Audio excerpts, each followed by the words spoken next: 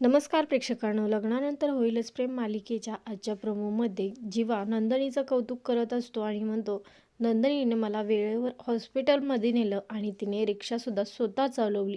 यावरती धनंजय नंदिनीला प्रश्न विचारायला लागतो, तुला रिक्षा चालवता येते का नंदिनी?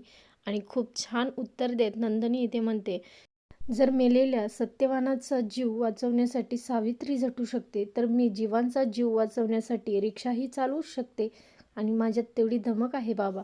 आणि हे सगळं ऐकून जीवा मात्र खूप सुखावलेला आहे आणि त्याला आनंदसुद्धा होतो. तर इकडे पार्थच्या मनामध्ये वेगळीच गडबड चालू आहे.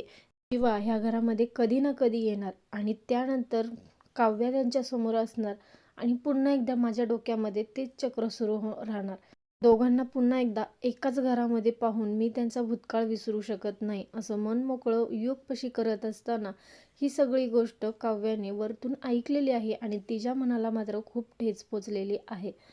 काव्या प्रचंड रागामध्ये आहे आणि तिने रागामध्ये बॅग भरायला सुरुवात केलेली आहे. तर इकडून माननी येते आणि तिला समजवण्याचा खूप छान प्रयत्न करत असते. बरोबर आहे, तू खुशाल हे घर सोडून जा, कारण रम्याला तर तेच हवं आहे. ती रम्या पार्थला जिंकण्यासाठी पार्थचं मन वळवण्याचा प्रयत्न करते आणि वळवू देत, कारण तिला तर तेच हवं आहे आणि तू सुद्धा तिला चान्स देतेस, असं सांगत तिने खूप छानपणे इथे काव्याला समजवलेलं आहे.